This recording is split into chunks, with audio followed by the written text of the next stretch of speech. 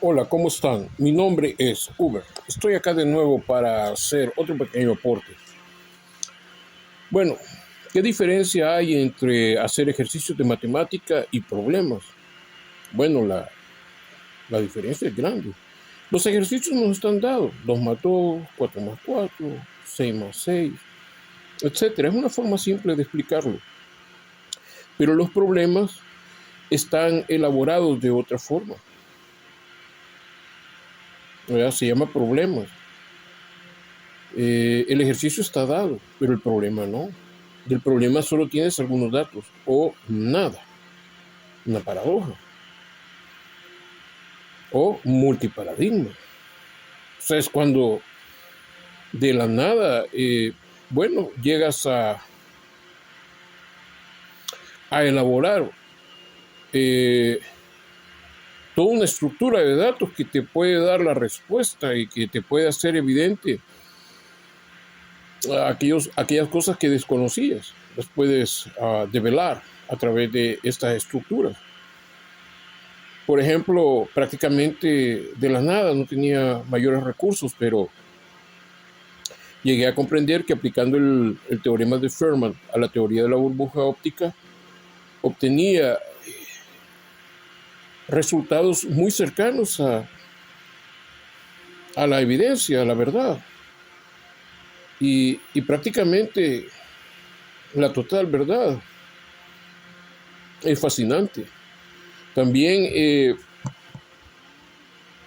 la aplicación de la cornoide al Stargate y la aplicación de productos notables, ¿verdad? También a lo que es el Stargate, me ayudaban a poder ver cómo funcionaba el motor de materia y miraba que tenían el mismo principio y me explicaba el dato del puzzle, de cómo era que este, este rompecabezas, después de estar totalmente cerrado en su estructura geométrica, al reordenarlo, se abría un espacio en el centro o en el borde, ¿verdad? Y una forma de explicarlo era a través de productos notables, ¿verdad? Es una muy buena forma de explicarlo en cuanto a la diferencia en productos notables. Entonces, bueno,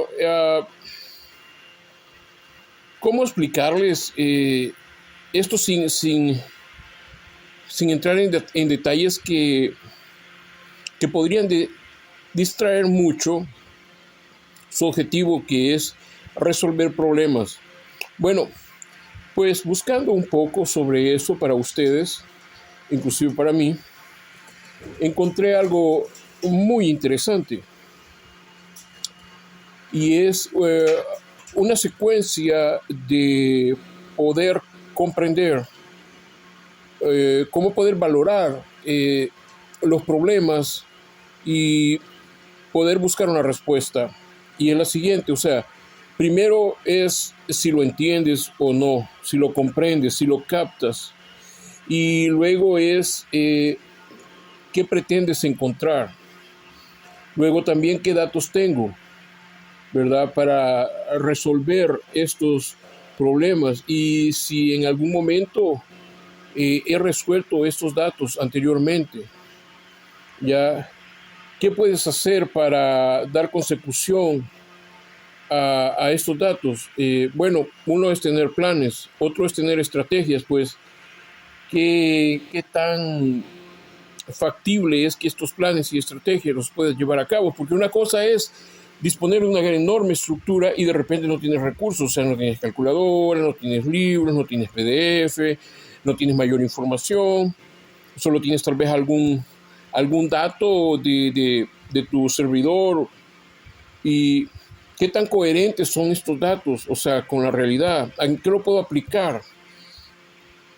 ¿Puedo comprobar la respuesta? ¿Estoy satisfecho con esta respuesta? ¿Puedo comprobarla? ¿Realmente estoy satisfecho con los resultados? ¿Son los resultados correctos? ¿Qué puedo hacer para poder integrar todo esto organizado, todos estos planes y estrategias? ¿verdad? ¿Qué datos tengo? ¿Y qué recursos? O sea, ¿acaso tengo libros, calculadora, una computadora, un smartphone?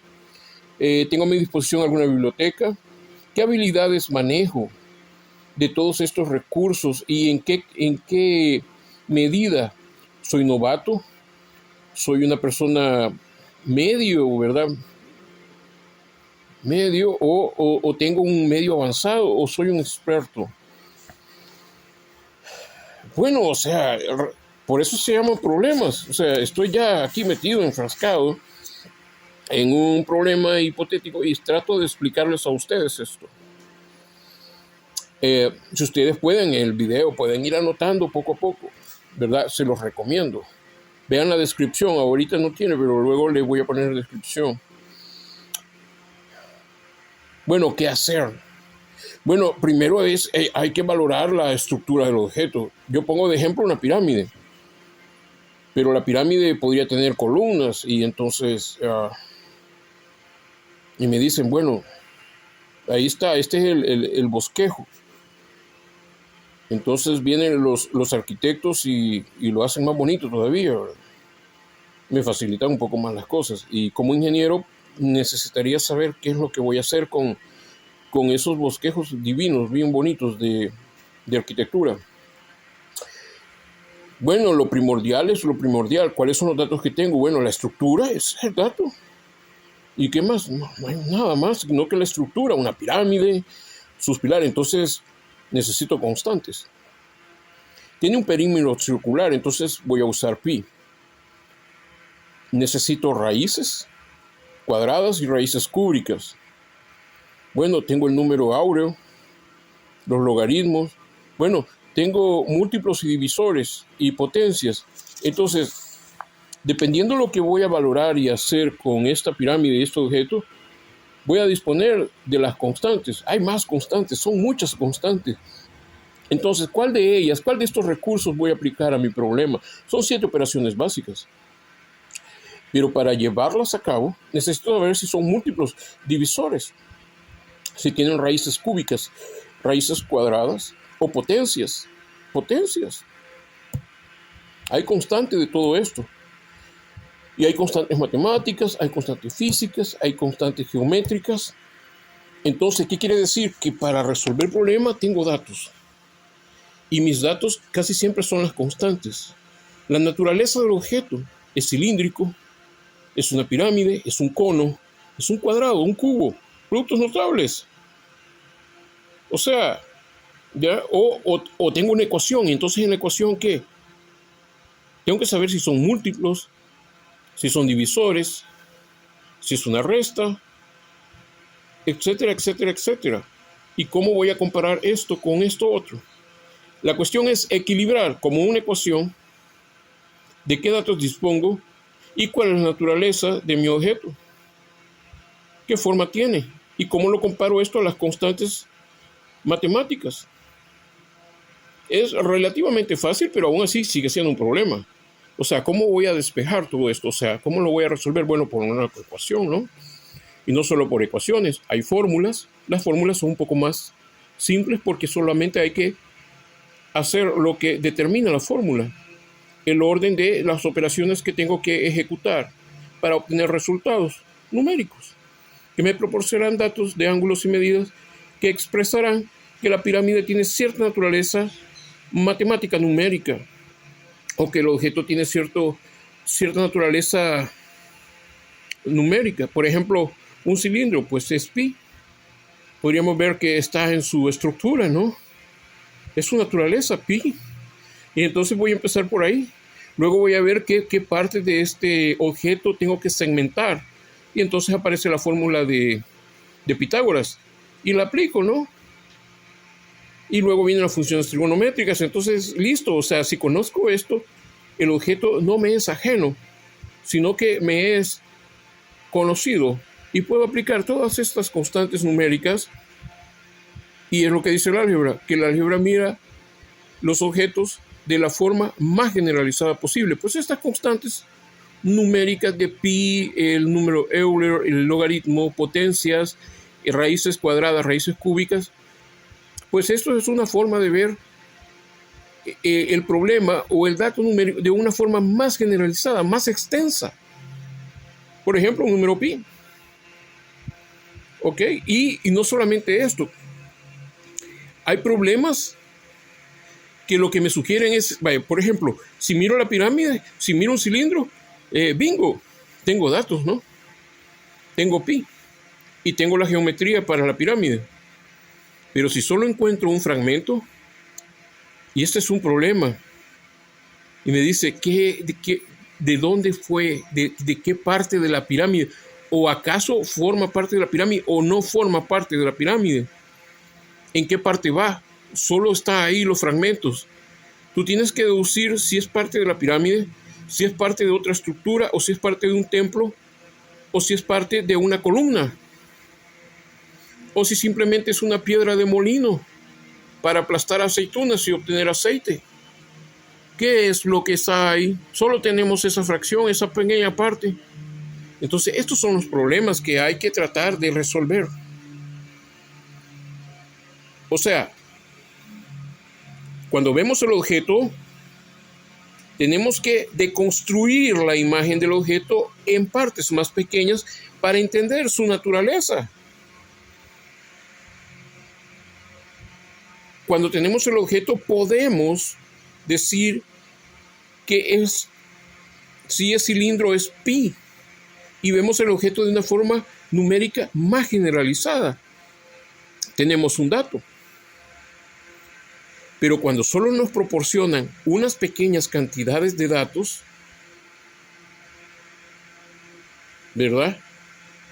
Lo que hacemos es reconstruir, reparar los errores, ver qué es lo que hace falta, arreglar y reintegrar al objeto los fragmentos que nos han dado a manera de incógnita y que no saben de qué parte de la pirámide o qué clase de estructura ellos están integrados. Entonces tengo que integrarlos a una de las estructuras. La estructura la desconozco. Entonces aquí suma, integra y calcula de qué parte de la imagen del objeto es. Cuando tienes todo el objeto, tienes que deconstruirlo y fragmentarlo, es restarlo, es dividirlo, por lo general.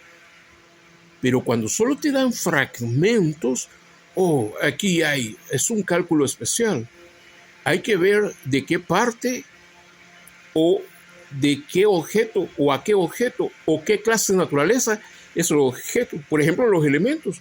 Encuentran una roca, una piedra, algo, encuentran estructura dentro de ellos. Tienen que saber si es un compuesto o si es parte de algún elemento o qué clase de química tiene, ¿verdad? Estos son los problemas y esto es lo que yo les comparto a ustedes para que tengan una idea de por qué a veces algunas personas dicen que el álgebra suma. Pues claro, pero cuando encuentran solo pequeñas partes y hay que integrarlos a algo, pero en sí la naturaleza exacta, o sea, para aprender álgebra hay que aprender a deconstruir el álgebra, a dividirla en fragmentos. Productos notables. Deconstruimos. Entonces, para aplicar el álgebra hay que aprender que si encontramos lo que sea, retazos, fragmentos, piezas, pequeños objetos que asumimos que pertenecen a otra clase de elemento o estructura o imagen, como un rompecabezas, entonces es la sumatoria e integración de estos elementos a través de los conocimientos que se tiene de álgebra en cuanto a su orden y forma para lograr integrarlos de nuevo a su lugar. Poder encontrar todo aquello que hace falta y que nos pueda servir de constancia de que esto resuelve que es un segmento de un templo, de un cilindro o de la pirámide o de algún otro objeto. Esa es la forma de entender álgebra. Yo espero que no haberlos extraviado, sino haberles dado una consecución de lo que es álgebra en cuanto a que fragmenta, resta, divide, deconstruye aquellos elementos u objetos o los integra, los suma o inclusive en algunos casos los potencia. O para conocer, o sea, qué tan profundo es esto, pues saca raíces, etcétera, etcétera, etcétera. Espero que esto sirva de muy eficiente dato para ustedes. Si lo pueden sacar aparte y escribir, les va a ir muy bien. Bueno, con su permiso, que tengan un estupendo y maravilloso día. Gracias por permitirme entrar a sus hogares a través de estos medios informáticos. Hasta pronto, si Dios lo permite. Gracias, con su permiso. Gracias.